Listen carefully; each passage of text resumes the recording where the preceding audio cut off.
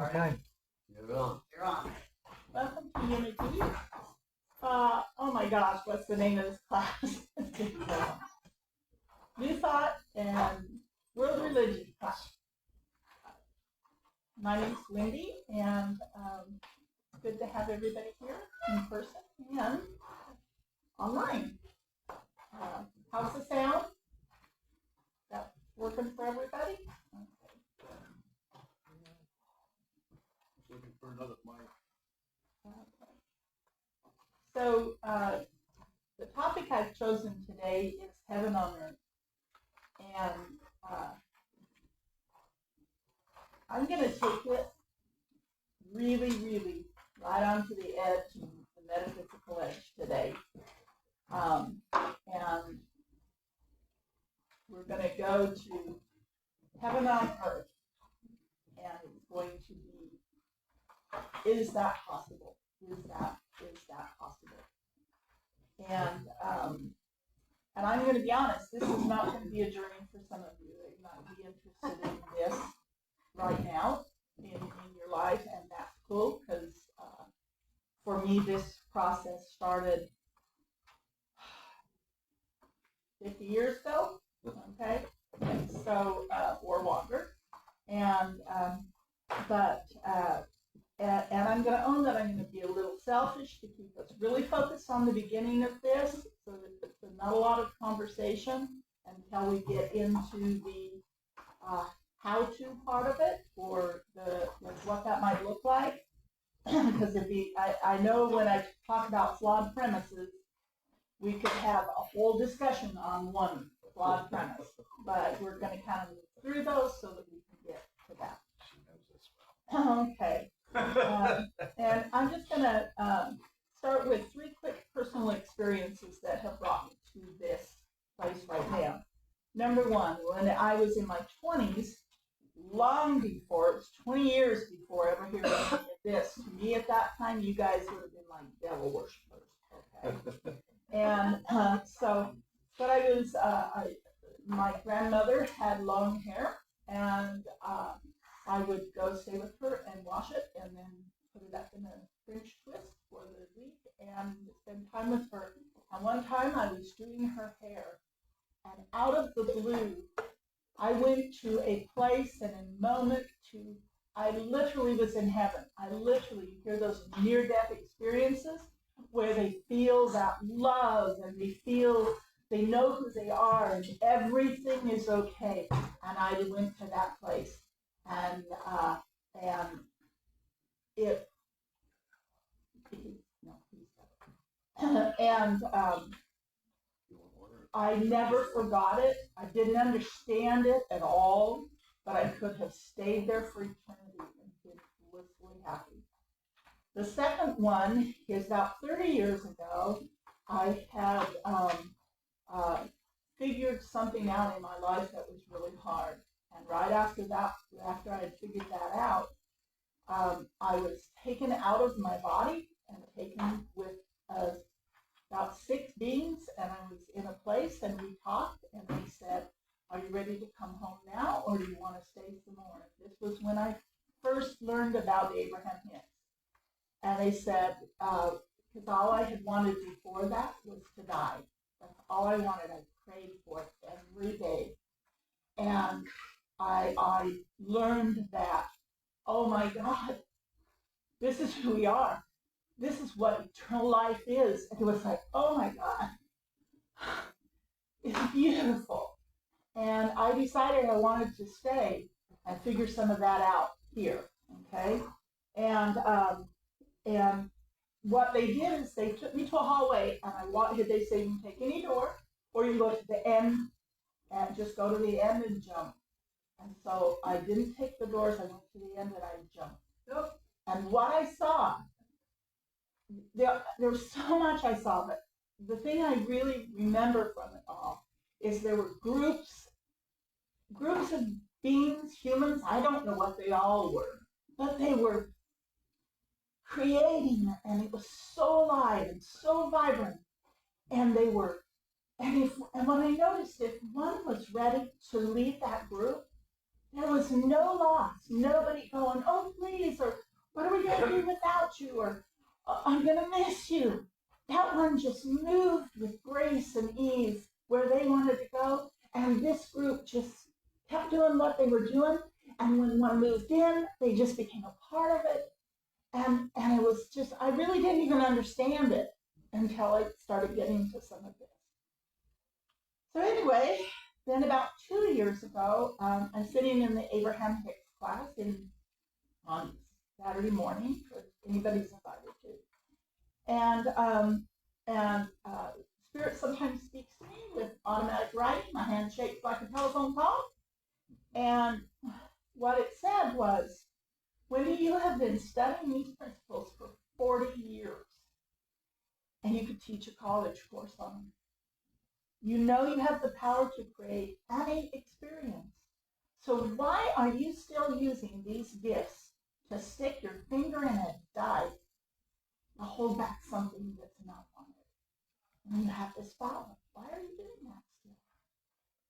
And that was 2 years ago. I mean, it's taken me that long to even begin to apply that. Okay. So anyway, what I'm going to start with is I've handed out 6 quotations, and from some of the metaphysical biggies, you know, and we're not going to go into them or anything right now, but I just want to, this affirms for me that this goal of heaven on earth is not just a windy pipe dream, you know, that there's actually those who have said it's possible. So if those who have, Brenda's number 1, if she can get a microphone. And we'll just start with those quotations. It said, from your experience, you past, present, and future, you have been given the gift of God and the responsibility or ability to respond to each daily moment you beliefs become reality. Don has the next one. I think we got the wrong sheet. No, we'll get to that. These are off, these are different. I've got number 2. Okay. Okay. This one is from Ernest Holmes. We have within us a power that can overcome every obstacle in our life and set us safe, satisfied, at peace, healed, and prosperous in a new light and in a new life. Okay, number 3, you have Emma Curtis Hopkins. Here we go. Emma Curtis Hopkins. There is no sin, sickness, death, lack, or matter. When we know God, we have touched the very substance which can inform us how to work each minute wisely so as to be clothed, fed, housed, and healed without any process other than simply knowing God. The mere knowledge of principle will overturn all your affairs to give free way for a new set of affairs to work out in a new and different fashion. Okay. Number 4.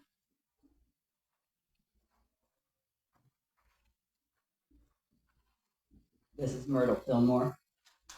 I do not believe in evil, sin, death, or ignorance. I believe in good, abundance, life, and intelligence. There are no discords in my being. Being is peace. And number 5. Get your exercise. Hey, why not?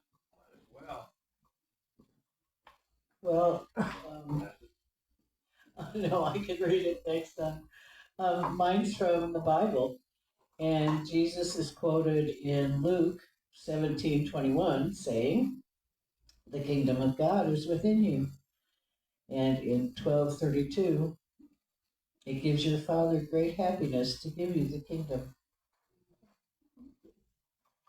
Now this next part, I know it's going to be a lot and fast, but in Abraham Hicks, part of which was my avenue into metaphysics.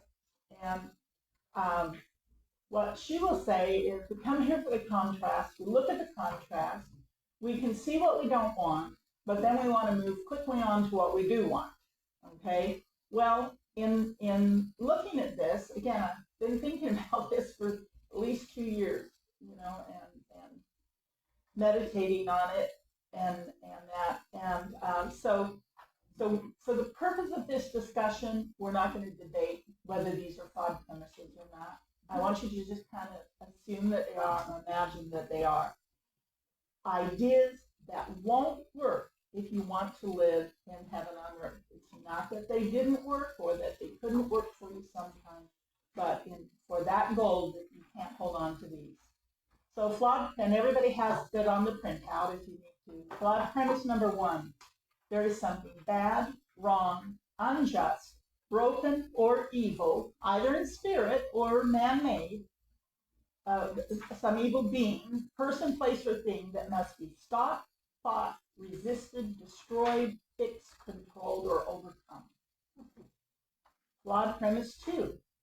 We are on a journey whose purpose is to become more through enlightenment, growth, or a process of spiritual tests. We need struggle, suffering, and trial in order to overcome some lesser nature and accomplish these goals. Ideas like we need dark to appreciate light, we wouldn't be who we are today if we hadn't gone through those hard experiences, the bad guys and horrible experiences are my greatest allies, or conflict and suffering make us stronger. That's a false premise that we let go of. Flawed premise 3. Living in a world where each day is filled with well-being, joy, abundance, love, and ease would become boring. Flawed premise 4. As humans, we need to go through stages of connection with our fellows. Based on hierarchical models, we will not feel complete unless we form these social and personal connections. Our greatest joys and sorrows come from those intimate connections with others. And because change and death are a natural part of life, we will either be subject to the pain of never forming these connections or the grief of loss or pain within those connections. And think about it. If you have children, are you going to have pain if your children cross? If you love someone and they cross, if they leave you, is there pain in that? That's what it's saying, to believe that there has to be pain in any of that. Flawed premise 5. Heaven is a reward for being good. Okay? And flawed premise 6. The greatest gift a person can give is to lay down their life for their fellow man. Okay, so I'm just going to have you kind of assume that those are flawed premises in order to live in heaven now. So next, we have some new heaven-based premises to govern our life. And at this point, we're open to talking about it. We also are going to have some questions to ponder and practice. So we may just want to read through these first and then begin opening to questions and having some discussion on it. So if we could, if someone could take number 1 and read it. Okay.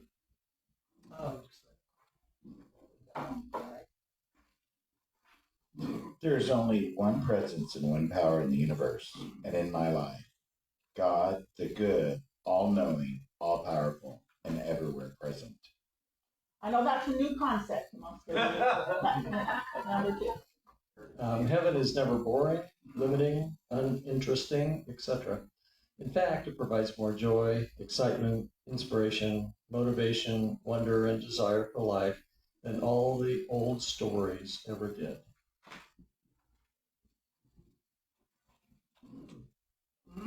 Number 3, I can trust the flow of creation, every movement and change of ideas, people, places, and things in and out of my life only elicits feelings of peace, appreciation, and well-being. I bless each change that comes as the expression of the process of my God-given blessed eternal life. Number 4.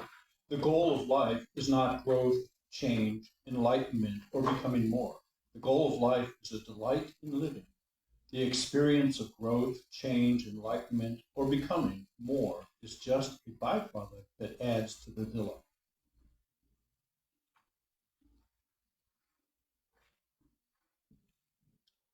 Heaven is not a prize or destination to be won or earned. It is a state of being. I like this one. The greatest gift I can give my fellow man is to live my unique, full, authentic self. Okay, so does anyone have anything to say at this point, or does anyone move it just to the questions? Okay, so question number one, what if I began to imagine what it would feel like to live motivated by and filled with well-being, joy, abundance, love, and ease? Anybody have any ideas how to do that? What that would feel like? How I'm literally at this point, I've come up with these ideas about what's going to work, and really it's how to do it. How to do it. This is not a question you put on the sheet. On the back? Is it on the back? What number It's is the it? second one. Oh, okay, that's where I went wrong. The first. Okay. What if that's what my page shows. That's fine. If you read number 2. What if I wait every appearance? Okay. What? Okay, I'm not What quite if I wait sure. every appearance? Huh? What if I wait every appearance? Better lean on her. Oh, I'm okay. asking myself one question. If there is only God the good and I lived in heaven, could my conclusions be true? Okay, good. You guys read the questions. It's possible I did them over and did. Now, I don't know if that got over to the people that are online because we didn't have a mic when we read that one. Okay, I need a copy of that. It is, honey, I'm going to need a copy of that.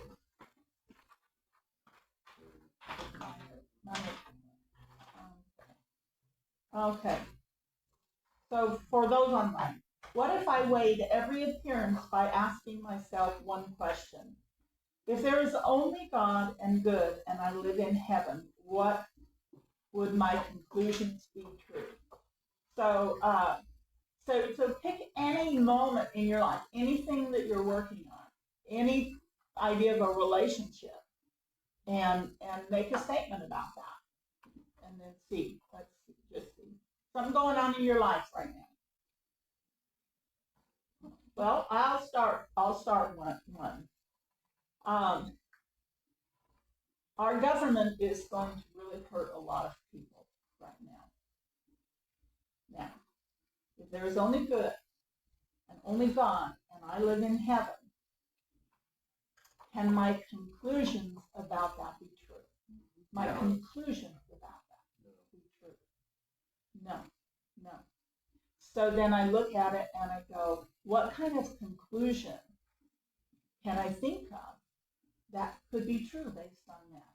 This could be a time of cleanup, harvest, or taking out old. Okay. In our government, for example. Maybe I'm trying to be bright. What are some conclusions that might, if you lived in heaven now? That we were all connected and all moving to a better world, and we all know this. Okay. Here's one. Heaven here now.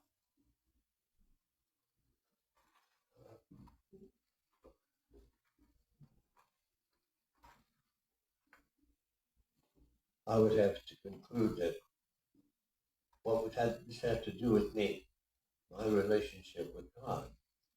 If this is totally different thing. My world is my world, and whatever happens around me is no concern because it's a personal thing for me, not a general thing.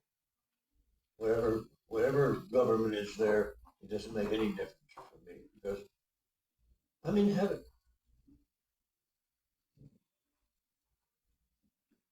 one of them that I have done on all of this is, in heaven, everyone is my brother and sister, and they love me, and they want the best for me. And every single one of those people, if I see someone in the news and my insides go, you know, I just go, oh my gosh, I forgot. That's my brother.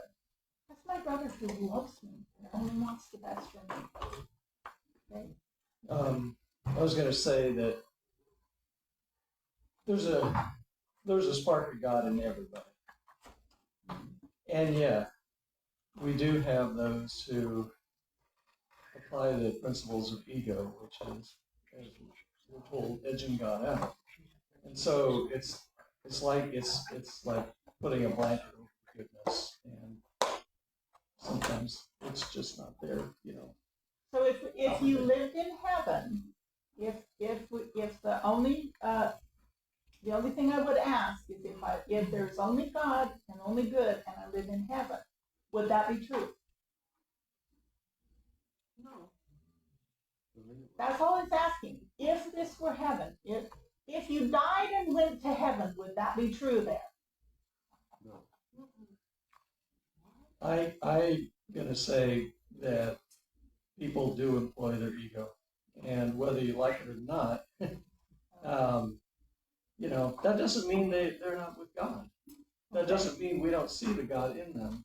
But we can be outwardly observing what's going on and go, okay, that's probably not in the best interest of the person that's being hurt. Okay.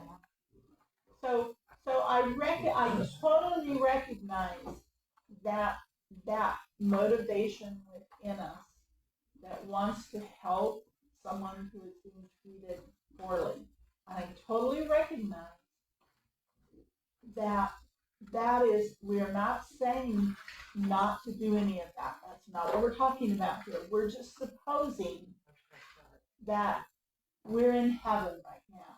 And what would be true, not if we were in a place that could be heaven, with people doing things still that aren't heaven-like. Right now, we're just supposing that we're there. And what would that look like, and how would we respond if that were the case? So if we were in a hologram and we were creating heaven, then we would be putting ourselves in that place where there could be no inharmony. So looking at situations when summer is over and fall comes along and we look at the trees and we look at the leaves dying and falling off, we can say, oh my gosh, you know, the trees are dying. But because we've been through many winters, we understand that there's a process of rejuvenation that takes place. And so we know that everything's going to come back. So if we're in heaven and we're looking at something that looks disruptive, it's a season. And it's a season that is happening. But if we look at it as everything is love and God is all present, all knowing, all powerful, there can be nothing in our consciousness in that dimension, because we're actually in that hologram, we're putting ourselves in a different dimension. And if we're in that dimension, there is no inharmony. And so it doesn't matter what's happening because it's just the seasons are unfolding. It's the Lion King. It's the circle of life. And when we look at the fact that there is no death, it doesn't exist. We just transition from one consciousness to a different one. Then in order to stay in heaven, we have to hold that love without any disruption and know that it is the most powerful, it is all encompassing, it has our back, and nothing can touch us. And when you look at the way Jesus healed, he didn't heal by seeing a sick person. He healed by seeing a whole person and then allowing that person to see and feel that wholeness that he was seeing. So when we look at our world, we have to look at it from that perspective, that it is wholeness, and then we can project that wholeness into the world.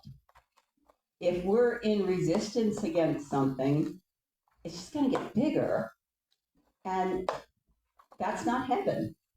So we have to step back into that place of love and just remember that we are that creative principle, and that with our thoughts about anything that we are projecting that isn't love, that isn't wholeness, that isn't peace, is adding to the chain of pain.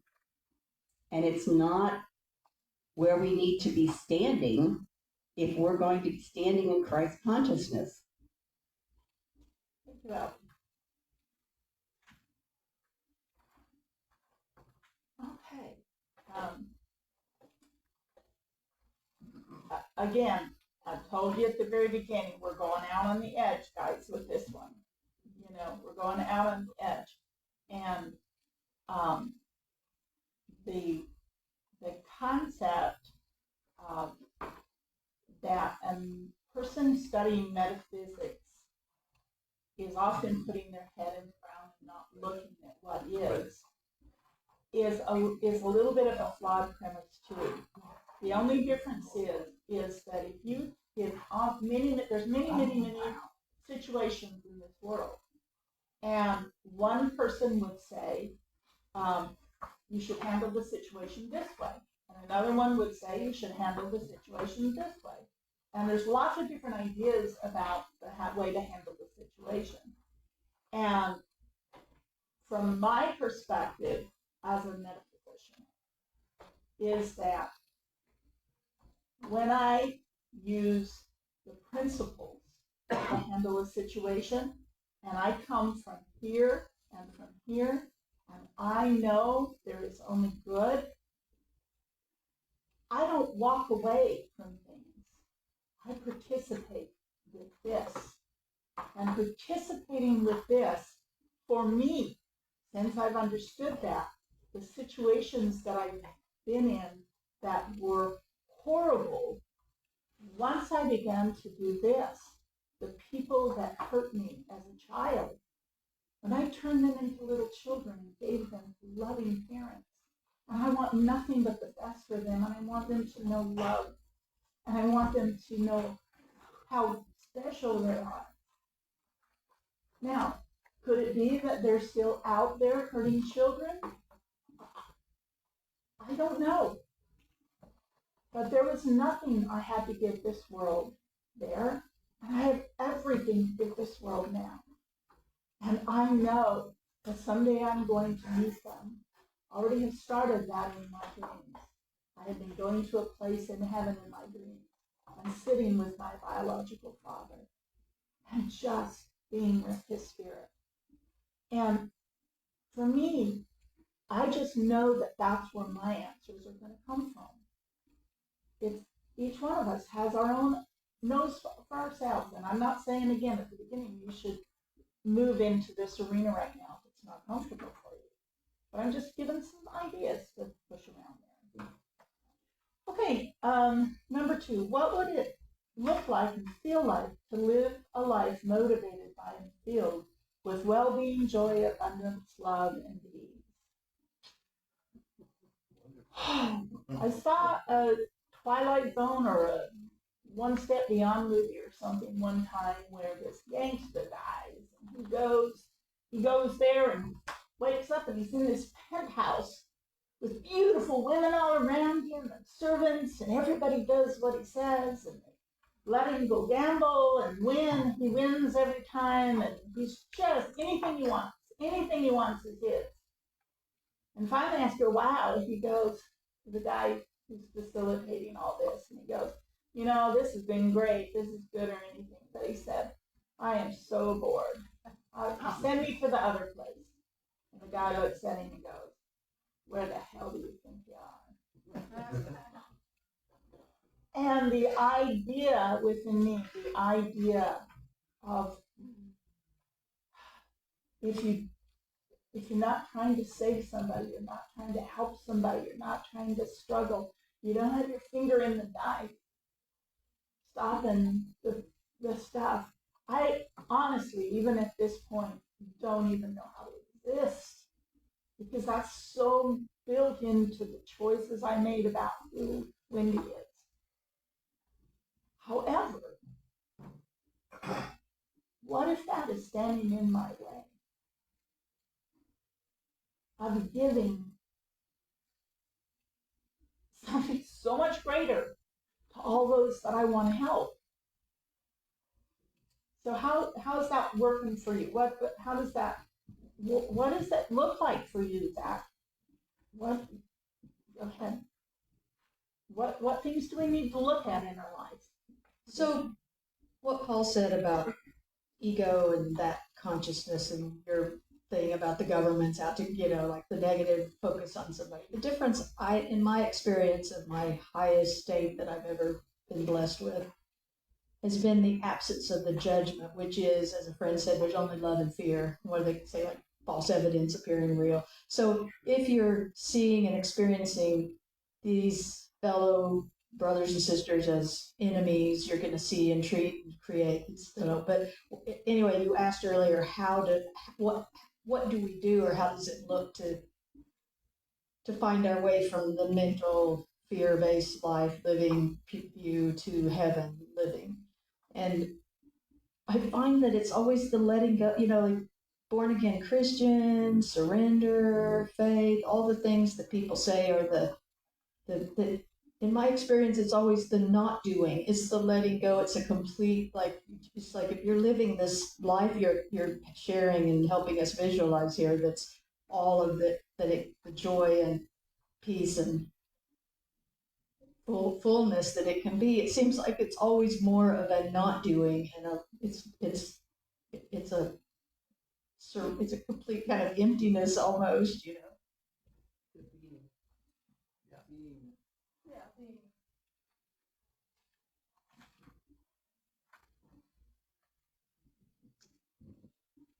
Exactly. I have been reading a set of books that somebody left on the table, and I picked them up. And it is a study in the late 1800s by a team of 11 people that went to the Far East to study the masters. And this book they were scientists, and so they were keeping records. They were validating everything they found. And it's basically a book about their journey into a group of people that live heaven on earth. And they have, so I have this example in my head, and they're walking among the people that live in that area where they live. And if something comes to hurt those people, they exhibit such a amazing amount of light and love energy that the people destroy themselves. They can't come into the barrier. They can't come into the sphere of these people's protecting love. And it is absolutely amazing. There was one instance, and this is scientific documentation that these guys saw. There was a ruler that was Buddhist, and he was condemning Christ. And Buddha showed up and said, Christ is my brother. Buddha showed up and told him that, no, these people, there's only one. There isn't a Buddhist God, a Hindu God, a Christian God. There's only one God. And we're all brothers. And it changed everything in that village. And the guy went from, he saw the light. And he became an amazing person, giving out the light and the love that was shared with him. And that example is so strong in my mind right now that I can see how you can stay in heaven and project that around you, and it changes the people around you, and they can't disrupt your life because you hold that space.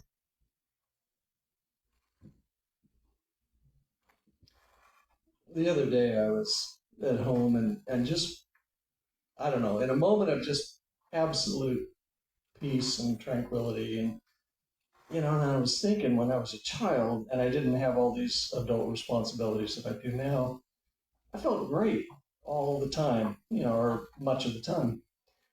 And I was telling Sue, back then I could feel great. And now there were murders that were going on probably that very moment. There were rapes, there were abductions, there were who knows how many catastrophes going on around the world as there is at this very moment. And yet we can still be filled with love and just acceptance for what is given to us right now. And so it's not like we're ignoring all that other stuff, but at the same time, we're living our dream right now, all the time. That's kind of and I'm no scriptorian, guys, the one that says, except you be like a little child, you can't enter the kingdom of heaven, and something like that. And that's a lot of it is that wonder that they have, that they look at anything and they can make something of it and make it wonderful. Now, I'm not saying every child, and I'm not saying there aren't, but for the most part, that child in us still lives in wonder. Huh? Yeah, and the one that kind of goes with that, to me, not biblical, but the whole concept of beginner's mind in mindfulness and meditation and Buddhism is, in beginner's mind, if you don't assume you know, then you haven't accepted any of the flawed premises. That's a how-to. One of the things too, one of my personal stories that led me here. My mother loved me, and my mother, there was so much drama and all of that stuff and everything, but she never, when I went into these things, she was so scared for me that I was following the devil. And so we never really talked ever about any of this kind of stuff or anything. But when she crossed, I have been with her more since she crossed than I have in my adult life since she was here. And she literally comes and we play a game together that we used to play when her body was here. But one of the things that she said in a moment when I was really not sure I wanted to stay here, and she said to me, Wendy, we're just so looking forward to all being together. But she said, There's nothing you think you're going to find here that you can't create there. That's another piece of this puzzle for me, why I'm doing this. Somebody, Gabby? I had an experience this morning. My phone disappeared. I don't know if anybody else has ever had this problem. And then all of my goodness went out the window. And so I, trying to keep it as hard as I couldn't stand the thought that once again I had lost my phone. And so my wife says to me, well, don't get angry at me. I says, no, I'm not angry at you. I'm just angry about the situation. And so anyway, I want to thank all of you for being here. I'm glad I drove to this place. That makes me feel so much better. All right. Thank you. Did you find your phone? I know where it's at now. I had to think about it.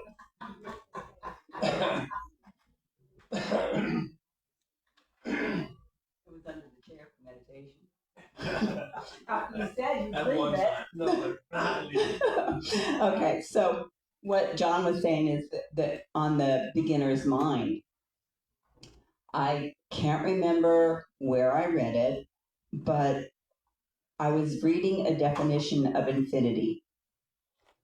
And infinity, according to this definition, is not a place in the distant past and the distant future that continues to go on and on forever, because there's no time in infinity. So infinity is only the now. It's a timeless place. And when we want to be in infinity, we have to let go of time and space and be totally in the now, because that's where infinity is. It's not something that's out there. It's something that's present and here, and it's now, and it's now, and it's now, and it's now, and it's now.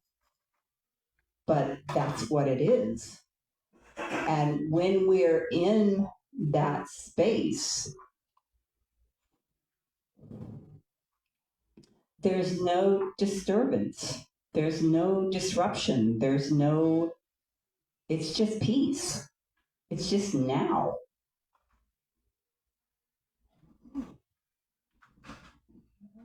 I'm gonna move down to number 7 to just get something a little different concept discussed.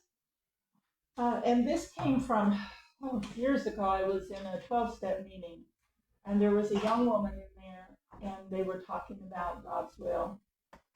And she raised her hand, and she was very new coming, and she looked and she had this puzzled look, and she said, I don't know, she said, what if God's will and my will aren't at odds? What if God's will and my will are the same? And when she said that, it hit like a bolt of energy came and almost knocked me back out of my chair. It was so powerful. And it was like, huh? No way could I have accepted that at that time. But that feeling and that never left me. What if my will and God's will had never been at odds? My will here as Wendy, as a human being. And what if I knew and trusted my own heart, my own desires, my own ability to choose my authentic life here? What if I could trust that what I have to offer you as Wendy is valuable and beautiful and wonderful, and each one of you the same? Thoughts?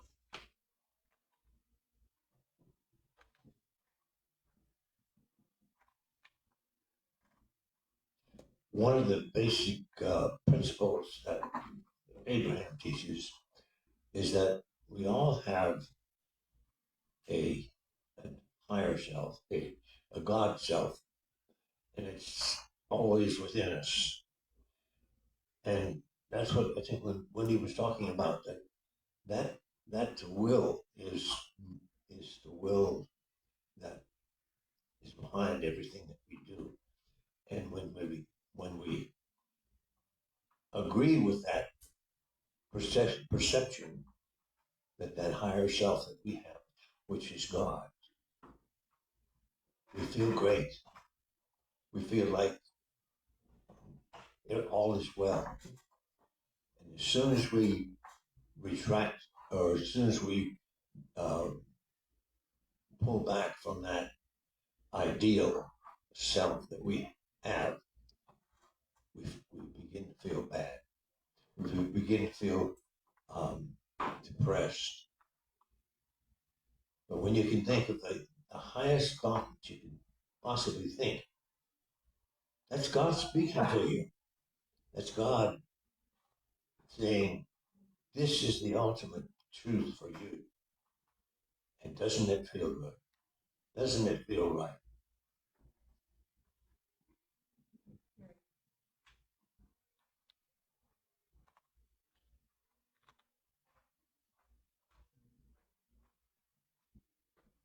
So as you were talking, Don, I would rephrase that. It's God speaking through you. Because God is not something out there that's speaking to you. It's something inside of you that is speaking through you. And when you make that connection with who you really are, you are God. And so your will and God's will are the same because there is no differentiation between you and God. And one of the things that helped me to see this was in the Four Agreements. Don Luis talks about the domestication that we go through from the time we're born on this planet. We're taught how to do things in our culture. We're taught how the right way to behave, the right way to think. And every time we don't think the way our culture tells us to, then we get indoctrinated even more. And our schools are a system of indoctrination. And what Don Luis says is we need to be able to shed all of those beliefs that came with that indoctrination and to go back to being wild. And in that wild, he's meaning we go back to being the natural self that we were born with, that had the connection, the intuition, the knowing of who we are, and we shed the beliefs, which is all the false premises, and we allow that Christ consciousness that we are to flow, because we are an individualized expression of God, but we're also all that God is, because we're part, you can't say that the cell in your hand is not part of you.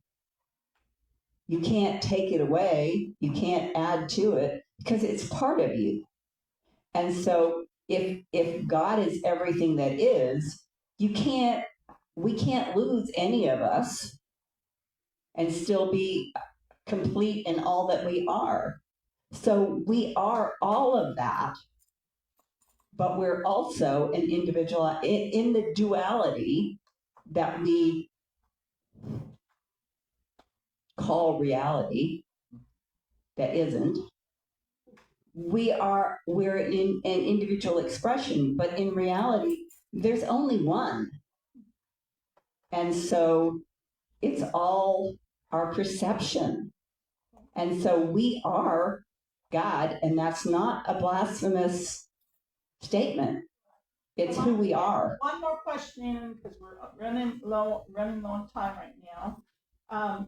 Just one more idea, And that is, what if I could release all need for justification and just embrace change as an opportunity to rejoice and appreciate everyone's dynamic eternal nature? And when it, like I say, that's one I have a really hard time with that, because in a way I have to explain to you why I'm doing what I'm doing, why I did what I did, why I felt this way. And all of that really is just because I know that it comes from a place of, it all comes from a place of fear, a place of not feeling of heart, a place, instead of just saying, this is what I choose today, I'm just going and doing it and loving it. I need to make all of you okay with that, okay with the choice I'm making. So I don't know how that affects others, that need to, when something happens, to explain, justify. In Abraham, she says, rationalizing, justifying, and trying to explain something are all forms of resistance, which means not moving in the direction you want to go. So I've been listening to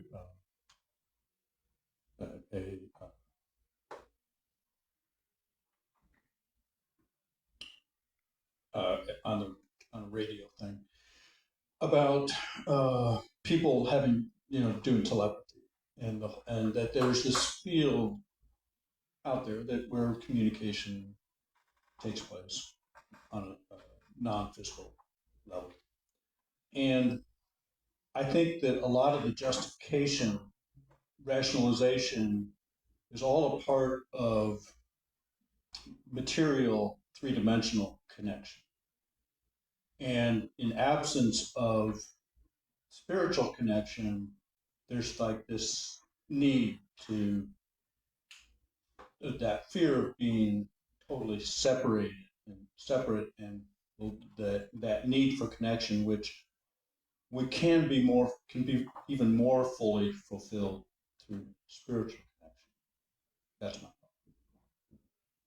thought. I just wanted to say that I look at life as a giant disco ball, and each and every one of us are a multifaceted mirror that the light shines on once in a while. And so I enjoy my light when it happens, and I'm just going to enjoy my life every day.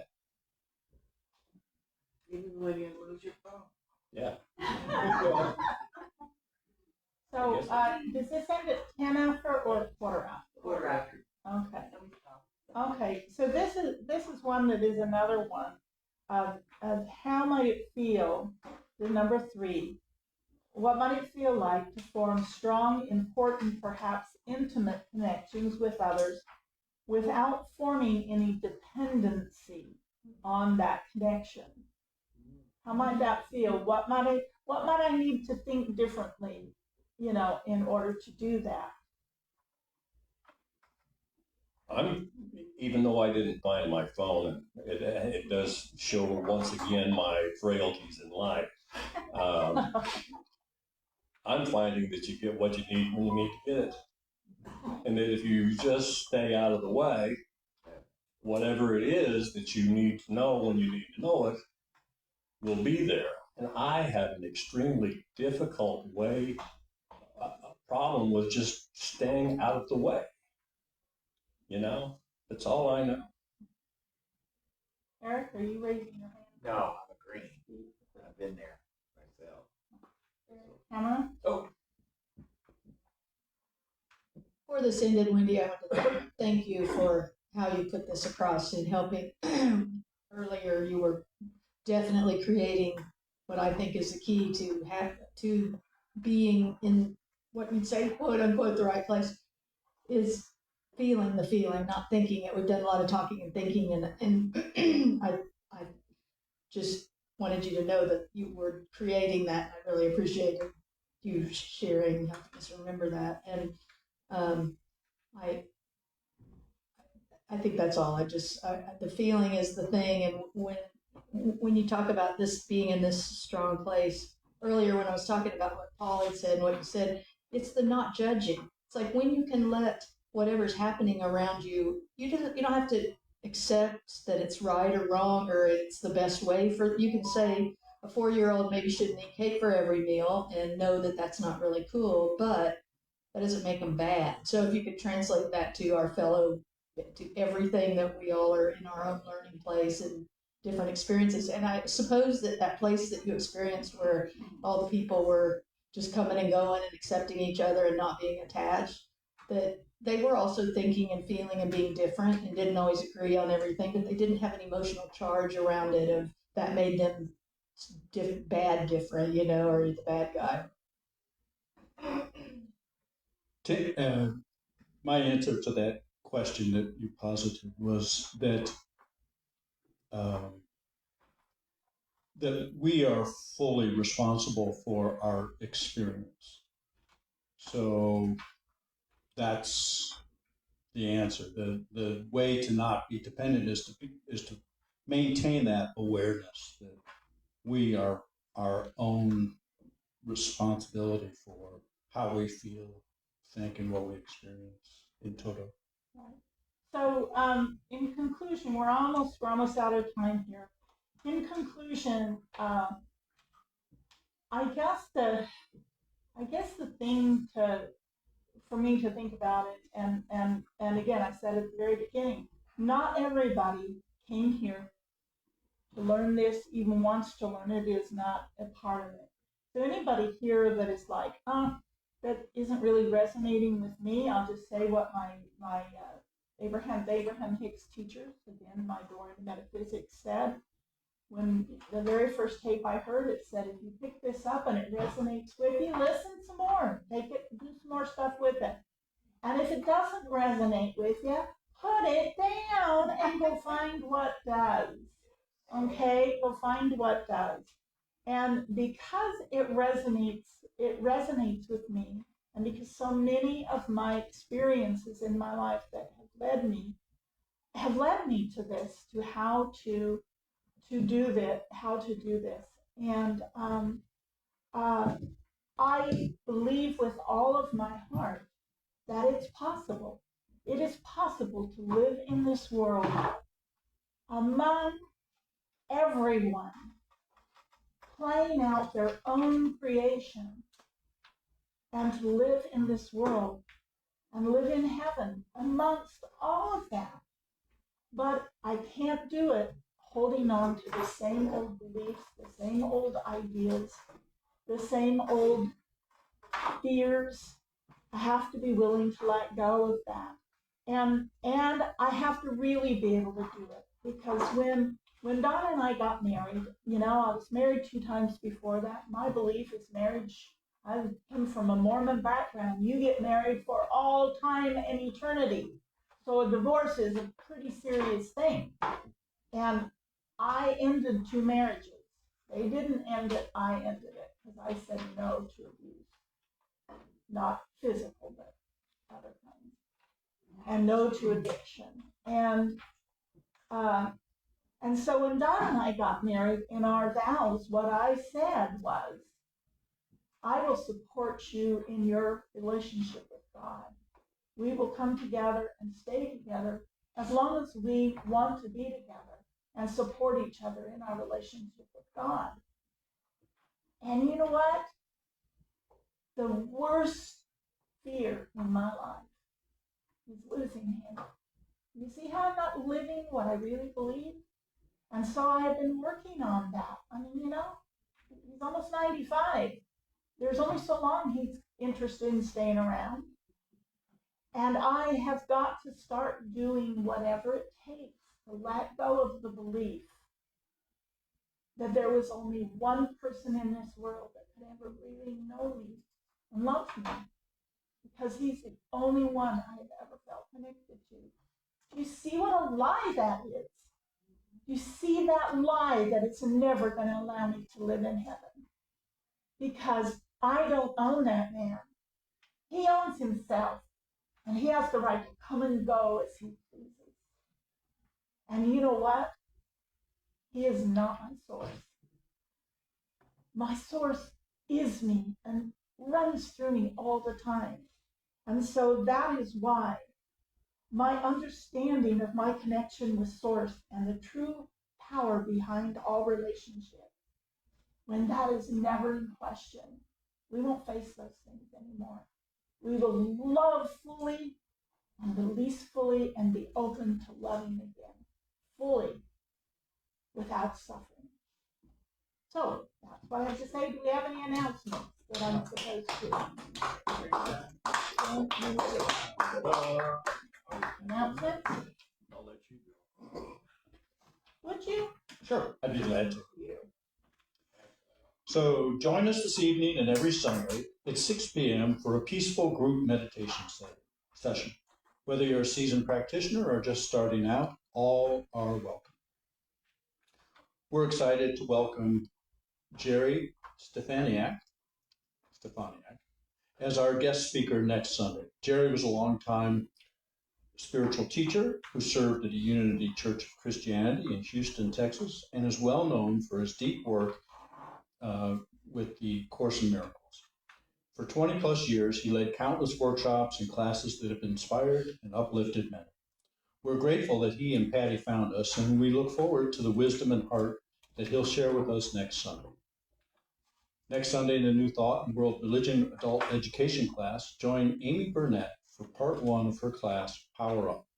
Class will begin at 9:15, and you can join in person or tune in to the live stream on our Facebook page. Are you looking for a unique gift, a heartfelt message, or a poetic way to express your feelings? Don Fredrickson is now offering custom-made poems tailored to your story, your occasion, and your voice. Perfect for any occasion, and the only cost is a love offering to the church. Please reach out to Don if you have any questions. And would you raise your hand, Don? There you go. Okay. Are you looking for a meaningful way to give back? Come be part of the Mat Makers group. Beginning August 21st, Mat Makers will meet every Thursday at 10:30 a.m. This group creates sleeping mats that provide a barrier from the cold, wet ground for people experiencing homelessness. There are many ways to get involved and no experience is needed. You can save and donate clean plastic bags, help flatten and cut the bags, make the plarn or plastic yarn, and weave the mats. Every hand helps. Come join in this simple but powerful act of service, and all are welcome. And I've seen the people use the mats in our cold weather shelter, and they're much sought after by that population of folks. You are invited to the next Prosperity and Growth Team meeting on August 18th at 6 p.m. Your insights and ideas are welcome and vital as we explore opportunities for growth and sustainable success. That's basically the financial committee for the church. Our next Community Through Music outdoor concert is Saturday, August 30th at 7 p.m. This month's performers are Lane Wagner, Patrick Murithi, and Karina Jane. Bring a chair and a friend and come enjoy these amazing local artists. There will be hot dogs, chips, and soda available to purchase. You might want to have insect repellent if mosquitoes like it. So yeah, or whatever kind of repellent, but they were out last time. We are accepting donations for our next yard sale, which is scheduled for September 12th and 13th. The only donations we can accept are large electronics and large furniture items. Bring your donations to the church during office hours, Monday through Thursday, 10 a.m. to 4 p.m., and on Sunday mornings. And I also know if you do have a large furniture item or something that they otherwise wouldn't take a picture of it and get with Mary or Lisa, and they will look at finding a way to sell. We'll have like a bulletin board sale rather than bringing the item to the church. Save the date for October 1st for our annual group trip to Unity Village. Everyone is invited, and there will be more details coming up when it gets a little closer. All right. join in a circle.